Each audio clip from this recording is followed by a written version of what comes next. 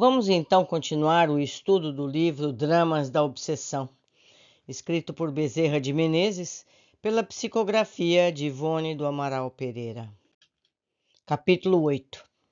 Entre mentes, também urgia afastar os obsessores responsáveis pelos acontecimentos que descrevemos.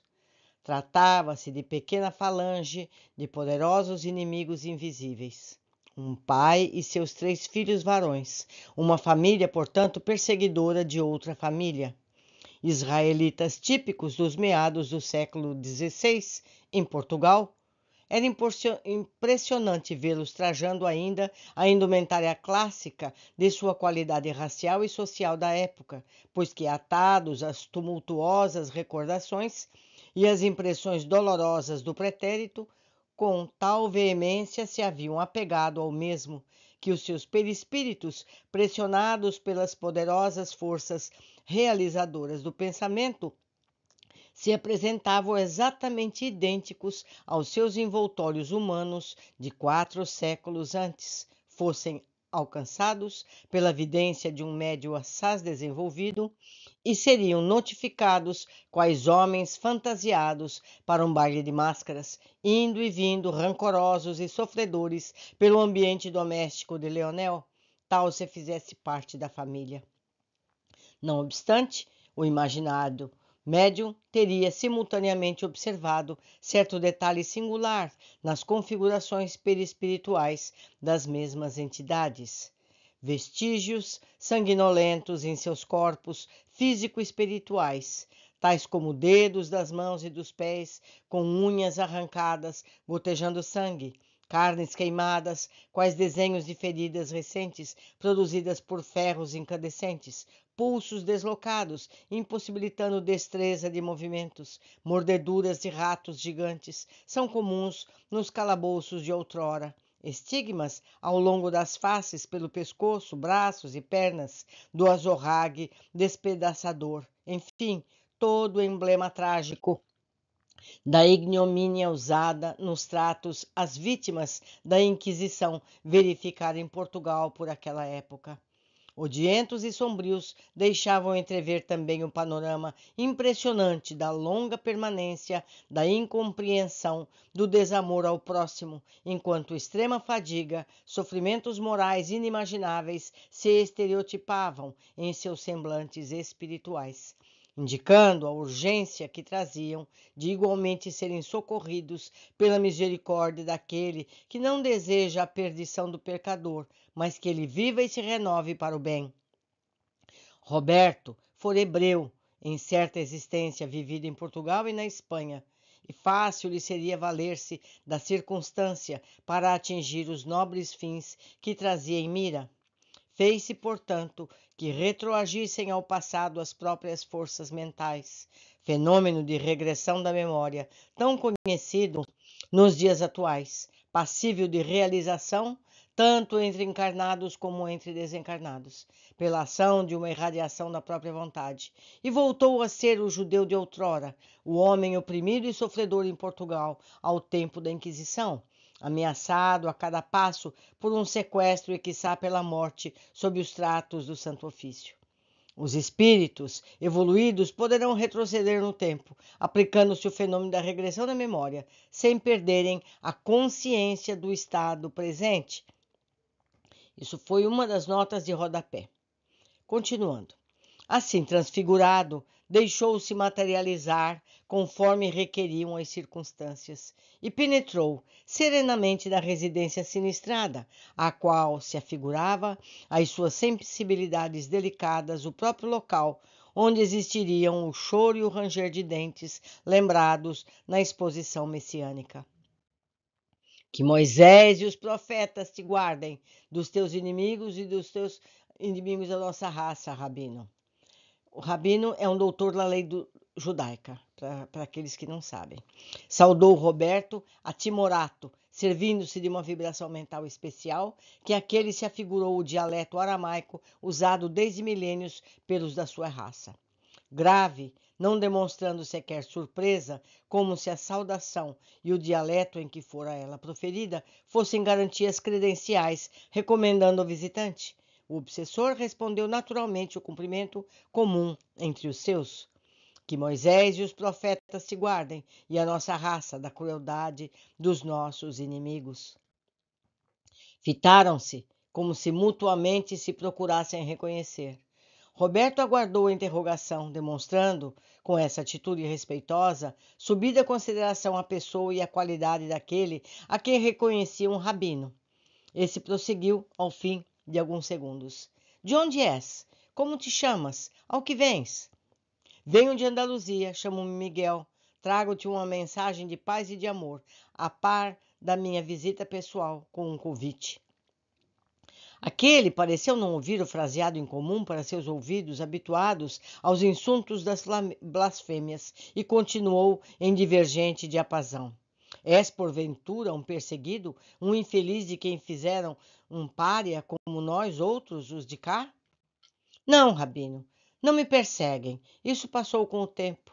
Coloquei-me sob o égito de um grande e poderoso Raboni, título honorífico dentre os judeus que significa mestre. Jesus era chamado de Raboni pelos seus discípulos e admiradores. Continuando, o qual sabe defender de todos os males quantos se acolhem à sua sombra. E venho convidar-te, em nome da tua sobrinha, Esther, a visitá-la e a te entenderes com ela, pois sei que sofres desse muito, que tu e os teus foram torturados por 1000 injúrias e tratos cruéis, e que tanto necessitas de grande repouso e consolações. Assim tem sido, meu jovem andaluz. Porém, como me conheces? Conheço-te aos teus, através dos relatos da tua Esther. Mandou-me a ti. A esse nome, 2 vezes proferido durante alguns instantes, o velho rabino impressionou-se, sentindo que as profundezas de sua alma estremecimentos singulares se levantaram, dulcificando-lhe o ser. Um jovem hebreu, acompanhado de mais 2 outros, ambos adolescentes, aproximou-se vivamente interessado, tomando a palavra, perquiriu arrogante, revelando índole belicosa. E onde se encontra Esther? É a minha prometida. Desapareceu para sempre. Os miseráveis raptaram-na, esconderam-na após torturá-la e vilipendiá-la em nossa presença. As interrogações se acumularam, aflitas, magoadas, atestando inquietações dolorosas. Meu jovem assistente, no entanto, retorquiu sereno e convincente. De fonte autorizada eu vos informo que se acha bem próximo o momento em que haveis de revê-la para nunca mais vos apartares dela. Todavia, depende de vós a obtenção de tão grandiosa felicidade. Rogo-te, rabino, atenderes ao chamado de Esther, indo visitá-la onde te espera, ao meu convite, para travares conhecimento com o Raboni, que me protege e igualmente a ti está pronto a amparar. O velho israelita, com um rito de enfado e com estremecimento singular, qual vibração odiosa e inédita para o meu delicado assistente, que jamais odiara alguém, retarquiu. Para dizer-te a verdade, jovem Patrício, fui perseguido, sim, porém hoje já não o sou. No momento revido as ofensas outrora suportadas, e tu sabes, pois que és um dos nossos, que por muito que eu me dedique a requitar a vingança, não chegarei a ofendê-los ou fazê-los sofrer tanto quanto eles, a nós outros o têm feito. És judeu, meu jovem andaluz, e não ignoras que em Portugal e na Espanha o Santo Ofício há realizado contra nós. Quer dizer, então, rabino, que a esses de quem hoje te vingas, isto é, Leonel e família, pertenceram ao Santo Ofício ou à Inquisição em Portugal, e o drama que esse cenário entrevejo tem origem nesse remoto tempo? A entidade obsessora voltou-se agitada por significativa surpresa. Remoto? Tu dizes tempo remoto? Não, foi ontem mesmo, pois ainda não estamos com o reinado de El Rei Dom João III. Ainda estou ferido e também os meus filhos, vês? Ardem-me horrivelmente as queimaduras e magoaram-me. Sangram-me os dedos por onde me arrancaram as unhas. Sofro muito. E também os meus pobres e queridos filhos, que eram jovens honestos e gentis, que nenhuma ofensa dirigiram àquela malta, mas os quais agora vejo reduzido a este estado. Foi ontem mesmo, foi, ó. Mas sim, Às vezes parece-me que esse tempo está muito distante, que tudo aquilo aconteceu há séculos. Mas tal impressão de longevidade se dá porque tenho estado encarcerado muitas vezes, e das sombras de uma masmorra o tempo se afigura mais longo, não é verdade? Sinto-me cansado, muito fatigado. No momento, pois, vingo-me dos meus algozes de outrora e de ontem, nem sei ao certo desses que aí estão. São esses miseráveis e depravados que vês por aí a chorarem hipocritamente, chamando por Deus a quem nunca honraram e a quem não creem, como se fossem dignos de pronunciar tal nome. O que quero é despedaçá-los. Vês aquele acolá? Um moreno de olhos grandes e melancólicos, como os de todo hipócrita quando planeja o mal? Ainda é o mesmo de outros tempos. Foi quem lembrou de nos dilacerar as carnes, abrindo-nos essas feridas. Conheci-o sob o nome de Faustus de Mirandela.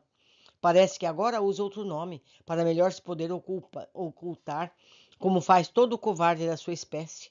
Pretendo trucidá-lo qualquer dia desses. Quero vê-lo despedaçado, sentindo por todo o corpo as ardências torturantes que eu e meus filhos sentimos quando nos arrancaram pedaços de nós mesmos, com tenazes em brasas usadas pelos carrascos da casa da Inquisição.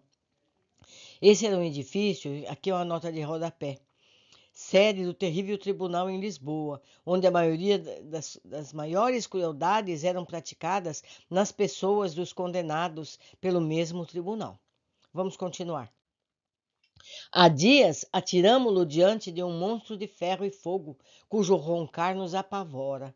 Monstro que deita fogo, fumo e estríbulos dolorosos alarmantes. Outro nota de rodapé. Era o trem, um indivíduo que desencarnasse no século XVI e cujo espírito se mantivesse em atraso, imerso na obscuridade da própria treva mental, poderia, com efeito, desconhecê-lo, descrevendo-o no século XX, segundo as possibilidades da cultura do século em que vivera, XVI. No Apocalipse, São João, em espírito, vendo o panorama da atualidade dos anos 2000, separavam a época em que se dava a visão. Descreve as atuais visões como grandes gafanhotos de ferro com caras de homem, fazendo um barulho ensurdecedor. Será, pois, a mesma situação. Continuando o livro. Se o apanhasse, esse monstro o despedaçaria em suas garras, pois que as possui inúmeras, grandes, terríveis e destruidoras. Porém, salvaram-no. Sei que já não sou propriamente um homem, mas apenas um simulacro de homem, a despeito de não me sentir tão vivo, tão humano como dantes. Assim como os meus filhos, sei que eles, os meus algozes, os são disfarçados, embora em outras armaduras. Eles sempre se disfarçam assim. Noutros tempos, vestiam-se de amplas túnicas negras, com capuz e máscara, para não serem reconhecidos pelas vítimas e também ter menos represálias. Aqui outra nota de rodapé explicando. Os inquisidores vestiam-se com efeito ao presidirem os tormentos dos condenados com longos hábitos negros, usavam um capuz de feitio de cone que enfiavam pela cabeça até o pescoço, os quais vinham orifícios para os olhos, nariz e boca, transformando-se assim em máscaras impressionantes. O aspecto que apresentava era então sinistro. Muitos espíritos endurecidos, de preferência os obsessores muito odiosos, tomam esse aspecto, os que o torna verdadeiramente odiondos. Continuando a leitura. Não importa, são os mesmos de ontem, e por isso vingo-me, pois esse litígio desencadeou-se desde nossa arbitrária prisão em Lisboa. A lei me dá o direito ao ricochete. Dize a minha Esther que venha para cá. Antes vermos, sentimos inconsoláveis saudades dela. Mortificantes preocupações a seu respeito nos desorientam. Procuramo-la por toda parte, onde nos pareceu possível encontrá-la. Por que nos abandonou assim? Ou as tem presa? Sim, os miseráveis desonraram-na, encarceraram-na, que venha ver-nos. Dize que está vigiada. Frei Hildebrando foi por nós trucidado. Foi ele seu maior algoz, sabes? Se és andaluz, deves conhecê-lo. Quem o não conhece, em Espanha, trata-se de história dolorosa.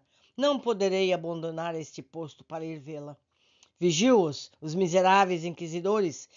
Acho-me em véspera de colher mais 2 das minhas redes para atirá-los ao báratro dos réprobos.